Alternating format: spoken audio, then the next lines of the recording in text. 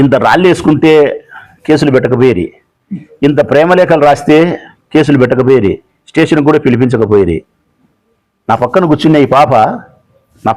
ఈ పాప పెద్దశెట్టిపల్లె గ్రామానికి సంబంధించిన ఒక ముస్లిం వనిత. ఈ చెల్లెలు వీళ్ళ భర్త ప్రమాదంలో మరణిస్తే అన్నా అని చెప్పి ఈ పాప నా దగ్గరికి వస్తే ఒక 3-4 సంవత్సరాల కిందట, నాకు ఎవరో కూడా ఈ పాప తెలియదు. కేవలం అన్న సహాయపడతాడు మాలాంటి కష్టంలో ఉండే వాళ్ళకని చెప్పి నమ్మకంతో ఈ చెల్లెలు నా దగ్గరకు వచ్చి అన్నా అని వస్తే, ఆ రోజు నేను వీళ్ళ ఇంటికి పోయినా. పెద్దశెట్టిపల్లె గ్రామంలో వీళ్ళింటికి పోయి ఈ పాపను చూసి, భర్త చనిపోయేప్పటికి 2 రోజులు, 1 రోజు, 3 రోజులు అంతే అయినేది. ఈ పాపను నేను నా సోదరిగా భావించి ఓదార్పు ఇవ్వగలిగిన, ధైర్యాన్ని ఇవ్వగలిగిన పాపకు. భయపడద్దమ్మా, మరణించిన నీ భర్తను తీసుకురాలేం కానీ నీ కుటుంబాన్ని చక్కదిద్దే ప్రయత్నం అయితే చేయగలుగుతా, నీ పిల్లల భవిష్యత్తుకి అయితే మాత్రం బాట వేయగలుగుతా, భయపడద్దు తల్లి అని చెప్పి నిజంగా మనస్ఫూర్తిగా నా పాపను చెల్లెలుగా భావించి ఆ రోజు ధైర్యం ఇచ్చి ఆ పాపకు 3 పిల్లలు, ప్రధానే ఉన్నాడు ఆ పిల్లోడు. ఒక పిల్లోడు వచ్చినాడు, రామ్మ బాబు, ఇంకా 2 పిల్లలు రాలే, 3 పిల్లలు ఈ పాపకు, 2 వచ్చినారు, 3 పిల్లలు ఈమెకు. ఈ 3 పిల్లలు పూజా స్కూల్లో చదువుతున్నారు. నిమ్మ దగ్గరగా ఈ 3 పిల్లలు పూజా స్కూల్లో చదువుతున్నారు. ఈ పిల్లోడు ఎన్నో తరగతిమ్మా? ఇప్పుడు 4th, ఇప్పుడు 6th. అప్పుడు మనం డబ్బు కట్టేప్పుడు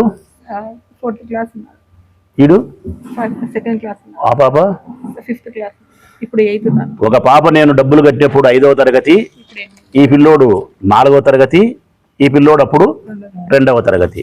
ఈ 3 పిల్లలు ఉన్నప్పుడు ఈ పాపకు ఆ రోజు నేను మాట ఇచ్చి, ఈ 3 పిల్లలు పూజా స్కూల్లో చదువుతున్నారు కాబట్టి తండ్రి మరణించినాడని చెప్పి ఎక్కడో మీకు ఇష్టం లేని స్కూల్కి పంపాల్సిన అవసరం లేదు, 10వ తరగతి వరకు 3 చదువులు పూర్తయ్యేంత వరకు నేనే ఫీజులు చెల్లిస్తా, అక్కడ ఎన్ని లక్షలైనా పర్వాలే, అంతవరకు 10వ తరగతి వరకు ఫీజులు చెల్లించడమే కాకుండా నీ కుటుంబ అవసరాలకు ఏదైనా డబ్బు అవసరమైనప్పుడు నేను సహాయపడతా తల్లి, ప్రస్తుతానికి నీ బిడ్డ పేరుతో, నీ కొడుకుల పేరుతో కొంత డబ్బు కూడా బ్యాంకులో జమ చేసి బాండ్ ఇస్తా, తలా 10 లక్షలకో 5 లక్షలకో, అది కూడా వాళ్ళ భద్రతకు ఉపయోగపడుతుంది అని చెప్పి ఆ పాపకు నేను ధైర్యం ఇచ్చి పూజా స్కూలు పోయినాం. ఆ రోజు మేము పూజా స్కూలు పోయి ఆ రోజు రాజారెడ్డి వాళ్ళు బతికే ఉన్నాడు, మాకు కావలసిన వాడే రాజారెడ్డి.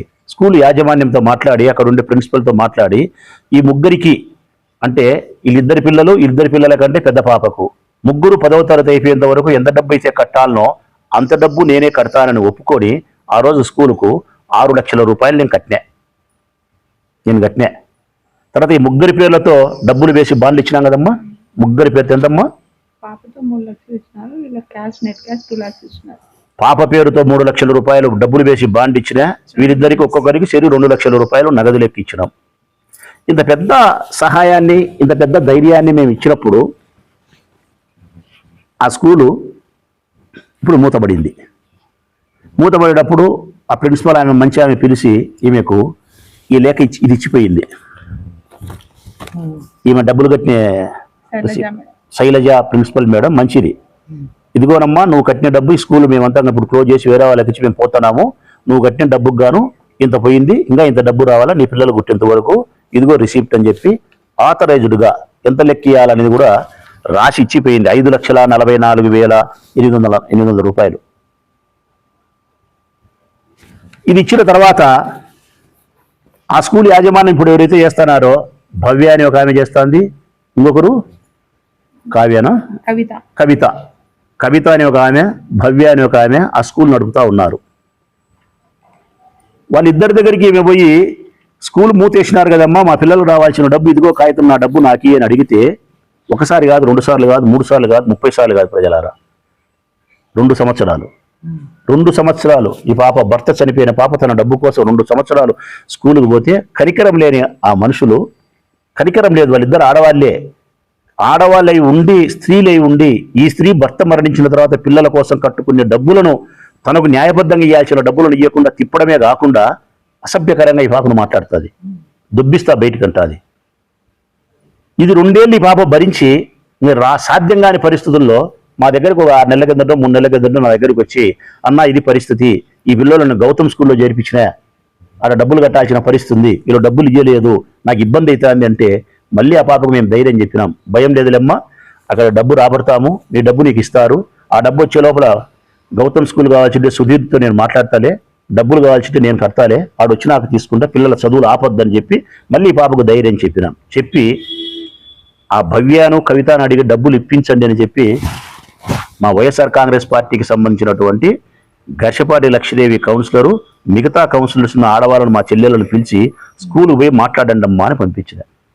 ఈ పాపను ముస్లిం వనిత అయినటువంటి ఈ పాపని పిలుచుకొని, ఈ పిల్లల్ని పిలుచుకొని మా పార్టీకి సంబంధించిన మా చెల్లెళ్ళు కౌన్సిలర్లు స్కూల్ దగ్గర పోయి, పూజా స్కూల్ దగ్గర పోయి డబ్బు అడిగితే అక్కడ కూడా ఆ కవిత భవ్య అని ఇద్దరు మళ్ళీ దౌర్జన్యం చేసినారు వీళ్ళ మీద. మా పార్టీకి సంబంధించిన ఆడవాళ్ళ మీద కూడా గట్టిగా దుబారగా మాట్లాడితే మరి 10 మంది ఆడవాళ్ళు పోయినప్పుడు 9 మంది భరించిన ఘర్షపాటి లక్ష్మీదేవి లాంటి చెల్లెలు గట్టిగా మాట్లాడుతుంది కదా. మాట్లాడకుండా ఎందుకుంటుంది? ఒక ఆడపిల్ల న్యాయం కోసం పోయిన తర్వాత ధైర్యంగా ఎందుకు మాట్లాడకుండా ఉంటుంది? ధైర్యంగా మాట్లాడుతుంది. ధైర్యంగా మాట్లాడింది. ఏంటికి లెక్క ఇవ్వమ్మా, నువ్వు ఎందుకు ఇవ్వవు, మా లెక్క తీసుకొని ఇవ్వకుండా ఎట్లా పడతావు, ఏం తమాషా పడతావు ఏమని గట్టిగా మాట్లాడుతుంది. ఆ మాత్రం గట్టిగా మాట్లాడిన దానికి వాళ్ళు పోలీస్ స్టేషన్ పోయి కంప్లైంట్ ఇస్తే, ఆ మాత్రం గట్టిగా మాట్లాడిన దానికి పోలీస్ స్టేషన్ పోయి కంప్లైంట్ ఇస్తే, కంప్లైంట్ ఇచ్చిన 1 గంటకు ఘర్షపాటి లక్ష్మీదేవి మీద కేసు పెట్టినారు. వింటున్నారా ప్రజలారా? 1 గంటకు పెట్టినారు. ఒక మహిళా కౌన్సిలర్ మీద, ఒక ఆడపిల్ల మీద కొట్టలే, తిట్టలే, బూతులు మాట్లాడలే. లెక్క ఎందుకు ఇవ్వవు నువ్వని గట్టిగా మాట్లాడినందుకు, ఇంకా కరెక్ట్గా మన భాషలో చెప్పాలంటే న్యాయం అడిగినందుకు, ధర్మం అడిగినందుకు, బాధితురాల పక్షాన నిలబడినందుకు తాలూకా పోలీస్ స్టేషన్ ఉండే ఎస్ఐ రాజు ఇవి కేసు పెట్టాడు. మంచిదే. ఇది అన్యాయమయ్యా, మా మీద కేసు పెట్టడము, మా డబ్బులు మాకు రాబట్టి ఇవ్వండి అని చెప్పి మరుసటి రోజు మళ్ళీ పోలీస్ స్టేషన్ మేమందరం పోయినాం. ఈ బాబుని పిలుచుకొని పోయి కంప్లైంట్ ఇచ్చినాం. ఏమని? నాకు ఇంత డబ్బులు ఇవ్వాలా, ఇదిగో నాకు ఇచ్చిన వాళ్ళు, ఇది నా డబ్బులు నాకు ఇప్పించండి, నాకు మోసం చేసిన వాళ్ళు 420 సెక్షన్ వస్తుంది, వాళ్ళ మీద కేసు నమోదు చేయండి అని చెప్పి ఈ పాపను పిలుచుకొని మేమందరం స్టేషన్కి వెళ్ళాం. మీరు కూడా ఆ రోజు వచ్చినారు. ఈ బుద్ధుడి కేసు కట్టలే. మోసం చేసి డబ్బులు ఎగరగొట్టి దౌర్జన్యం చేస్తూ ఉండే వాళ్ళ మీద ఈ బుద్ధుడికి కేసు కట్టలే. ఈ పాప పక్షాన నిలబడి ఈ పిల్లల భవిష్యత్తుకు ఉపయోగపడదామని చెప్పి చట్టం ఏమాత్రం ఉపయోగపడడంలే. ఈ పాపను వదిలేసినారు. ఇది అయిపోయింది. మళ్ళీ పూజా స్కూల్కి సంబంధించి ఒక 20-30 మంది అక్కడ చిన్న చిన్న పనులు చేసేవాళ్ళు నా దగ్గరికి వచ్చినారు.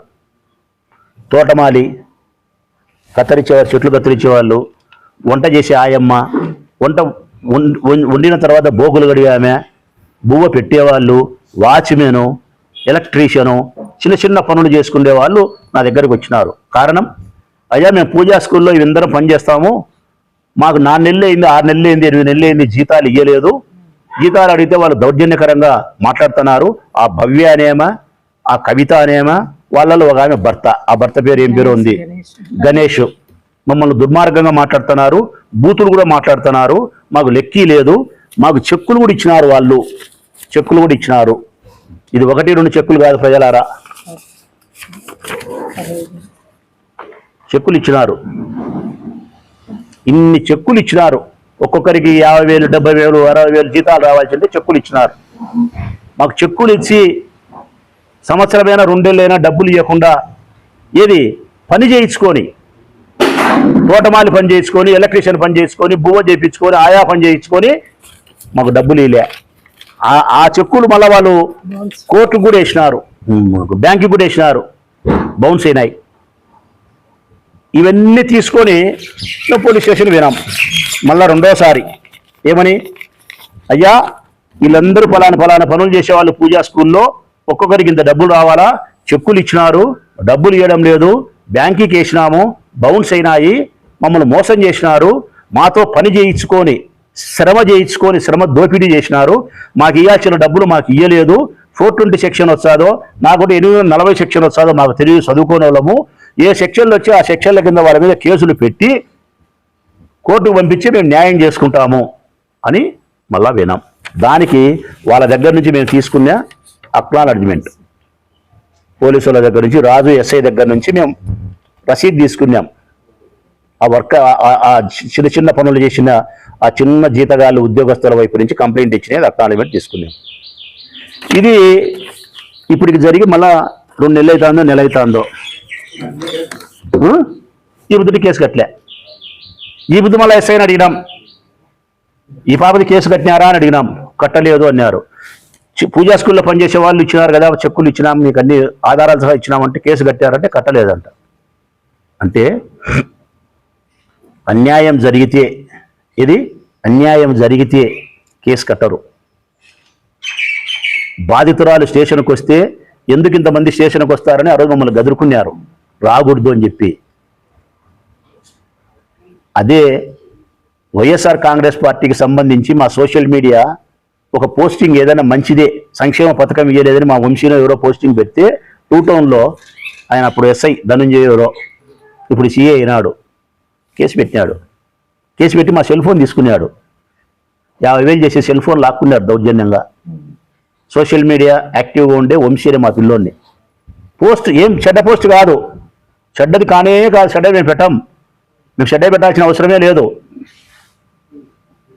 సోషల్ మీడియా యాక్టివ్గా ఉండే వైఎస్ఆర్ కాంగ్రెస్ పార్టీ వారి మీద కేసు పెడతారా? మొన్న వరదరాయుడి మీద ఎవరో పోస్టింగ్ పెట్టారని చెప్పి 1 టౌన్ పోలీస్ స్టేషన్లో సోషల్ మీడియాలో పెట్టారని, పోస్ట్ పెట్టారని కేసు పెడతారా? దానికైతే కేసులు పెడతారు, వీటికైతే కేసులు పెట్టారు. రాళ్ళు వేసుకుంటే కేసులు పెట్టరు, కౌన్సిలింగ్ ఇయ్యరు, పోలీస్ స్టేషన్లు పిలిపియరు. ఇప్పుడు నేను అడుగుతా ఉన్నా, వాళ్ళు రాళ్ళు వేసుకునే సందర్భంలో మీరు మొట్టమొదటి ఇరు వర్గాల మీద కేసు పెట్టి ఉంటే, కౌన్సిలింగ్ ఇచ్చి ఉంటే, వాళ్ళ మీద స్టేట్మెంట్ రికార్డ్ చేసి ఉంటే, భయం పెట్టింటే ఈరోజు ఈ బెదిరింపు లేఖలు వస్తాయా? సరే, బెదిరింపు లేఖలు వచ్చినాయి, ఇప్పుడు వారమైంది, ఇప్పుడైనా మీరు ఇన్వెస్టిగేషన్ చేసి ఎవరో ముద్దాయిలు ముందర పెట్టినారా? పెట్టారు. కారణం వాళ్ళు తెలుగుదేశం పార్టీ వాళ్ళు కాబట్టి. అదే వైఎస్ఆర్ కాంగ్రెస్ పార్టీ వాళ్ళు ఏంటే కన్నా మెట్టుతో కొట్టి మీడియాను అందరినీ పిలిచి రామాయణం చేసిందరు. ఇది న్యాయం కాదు. పోలీస్ అధికారులారా, నేను కాంగ్రెస్ పార్టీనో వైఎస్ఆర్ కాంగ్రెస్ పార్టీనో తెలుగుదేశం పార్టీనో మాట్లాడంలే, నా ఊరు బాగుండాలని మాట్లాడుతానా, ప్రొద్దుటూరు నియోజకవర్గం శాంతి భద్రతల మధ్య జీవించాలా అని మాట్లాడుతానా. మేము కష్టపడి 5 సంవత్సరాల అధికారంలో ఉన్నప్పుడు ఒక్క గొడవ లేకుండా చూసుకున్నాం, తప్పుడు కేసులు పెట్టకుండా మేము చూసుకున్నాం.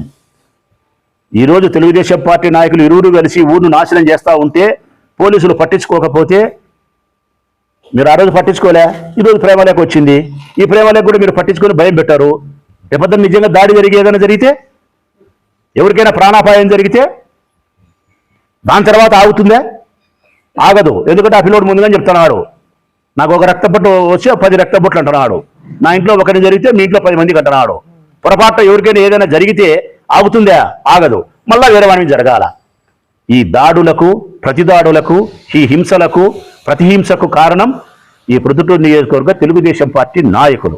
కారణం తెలుగుదేశం పార్టీ నాయకులైతే ఆ కారణాన్ని అణిచివేసి శాంతిని మాకు ఇవ్వాల్సిన బాధ్యత పోలీసు అధికారులపై నుండి, వాళ్ళు తెలుగుదేశం పార్టీ ఇరువర్గాలు కాబట్టి పోలీసులు మిన్నుకుండుపై ప్రేక్షక పాత్ర వహిస్తూ ఉండడం పోలీసు అధికారులది తప్పు అని చెప్పి వినయపూర్వకంగా చెప్తా ఉన్నా. నేను ఇప్పుడు డిమాండ్ చేస్తా ఉన్నా, ఈ బెదిరింపు లేఖ రాసిన వాళ్ళని ఎవరో మీడియా ముందు ప్రవేశపెట్టాలా పోలీసు వాళ్ళు.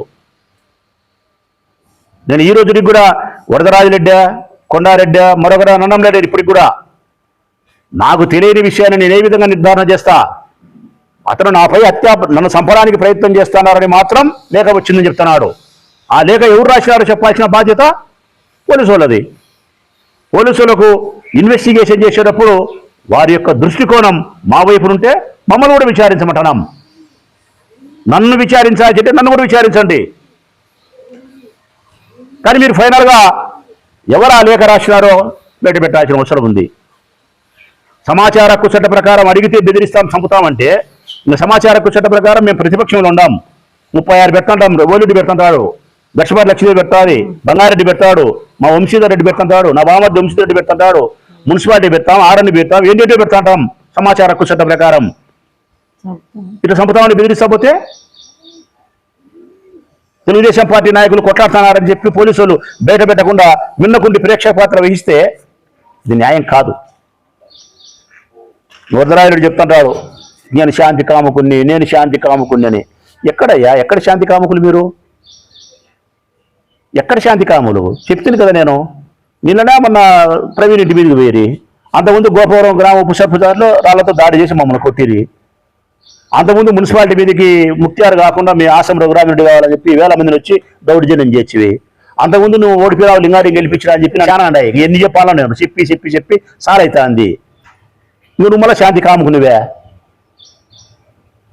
ఈయనకి ఇవాళ నోబెల్ బహుమతి, అత్యున్నతమైన నోబెల్ బహుమతి పురస్కారాన్ని ఇవ్వాలి మా వరదరాజరెడ్డి గారికి. ఇది 6 విభాగాల్లో ఇస్తారంట. 6 విభాగాల్లో: వైద్య శాస్త్రములో, భౌతిక శాస్త్రములో, రసాయన శాస్త్రములో, గణిత శాస్త్రములో, శాంతి,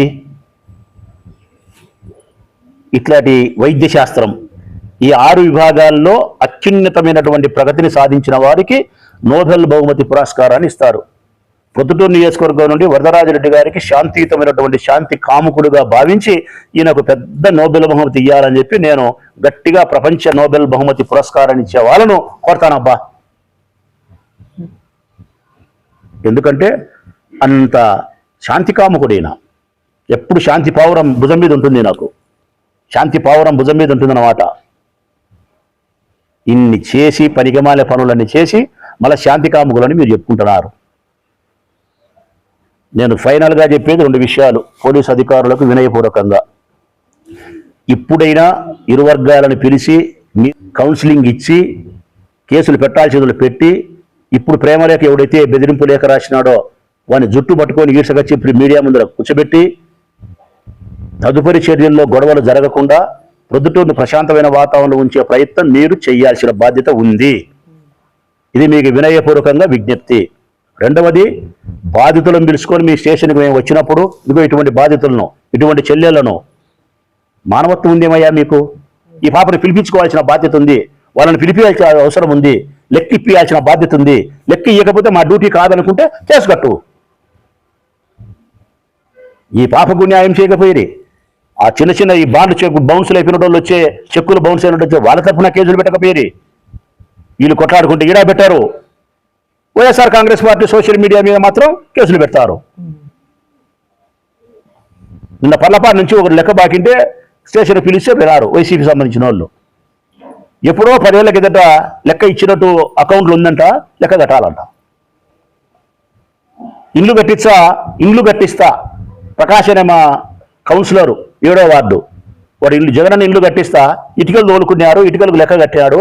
ఇంకా 1,00,000 2 లక్షలు కట్టాలా, అది లేట్ అయిందని కట్టలేదని చెప్పి సౌటపల్లి లక్ష్మీరెడ్డి దగ్గరికి పోతే లక్ష్మీరెడ్డి ఫోన్ చేసి చెబితే మా వాడిని పిలిపించి లెక్క కట్టాల్సింది అంటే నాకు ₹1,00,000 రావాలయా గవర్నమెంట్ దగ్గర నుంచి ఇల్లు కొట్టిన లెక్క, నాకు ₹1,00,000 ఇచ్చి వాడికి ₹1,00,000 ఇచ్చారంటే సంబంధం లేదు బాయ్, నీ ప్రభుత్వమే అయితే సంబంధం లే, నాకు లెక్క కట్టా జైలు పోతావా, లెక్క కట్టించుకున్నారు. వైఎస్ఆర్ కాంగ్రెస్ పార్టీ వాడు ఇల్లు కట్టిస్తూ ఇటుకల లెక్క ₹1,00,000 బాకింది, వారి ప్రభుత్వం ₹1,00,000 ఇవ్వాల్సిన ఈ ప్రభుత్వం ఇవ్వకపోయినా సంబంధం లేదు. ఈ లెక్క వాడు ఇచ్చామన్నా కానీ వినకుండా దౌర్జన్యంగా ఇప్పిస్తారు. పర్లపాళ్ళు ఎవరో మా దగ్గరకు వచ్చే చెబితే 10 ఏళ్ల కింద డబ్బు ఇచ్చినాడంట, ఆ అకౌంట్లో ఎట్టనో లెక్క కట్టాలని బెదిరిస్తారు. ఈ పాప లెక్క కావాలని చెప్పి అడిగితే కేసులు పెట్టారు. మీరు ఫైనల్గా కేసులు పెట్టేది ఎవరంటే వైఎస్ఆర్ కాంగ్రెస్ పార్టీ వాళ్ళ మీద ఎవరైనా ఫిర్యాదు చేస్తే కేసులు పెడతారు. తెలుగుదేశం పార్టీ వాళ్ళ మీద ఫిర్యాదు చేస్తే కేసులు పెట్టరు. ఇంకా పూజా స్కూల్కి సంబంధించి ఈ పాప విషయం అయితే చెప్తున్నాం పోలీసు వాళ్ళకే. 12వ తారీఖు స్కూళ్ళు తెరుస్తారు. 12వ తారీఖు లోపల వాళ్ళని పిలిపించి ఈ పాపకు న్యాయం చేసినా పర్వాలే. న్యాయం చేసే క్రమంలో వాళ్ళు పలకపోతే వాళ్ళ మీద కేసులు పెట్టినా సంతోషమే. చట్ట ప్రకారం మేము కోర్టులో చూసుకుంటాం. మీరు కేసు పెట్టగా లెక్క ఇప్పకపోతే 13వ తారీఖు తాలూకా పోలీస్ స్టేషన్ బయట నేను టెంట్ వేస్తా, ధర్నా చేస్తా, రిలే నిరాహార దీక్ష సంవత్సరం రోజులు ఏం చేస్తా. ఈ పాప పిల్లలను అంటే ఈ పాప పిల్లలు నా మేనల్లులతో సమానం, మేనకోడులతో సమానం కూర్చోబెట్టుకొని సంవత్సరం రోజులే సరే రిలే నిరాహార దీక్ష రోజు ఉదయం నుంచి సాయంకాలం వరకు మీ స్టేషన్ దగ్గరనే కూర్చుంటా. మీకు కనికరం కలిగేంత వరకు. సెలవు.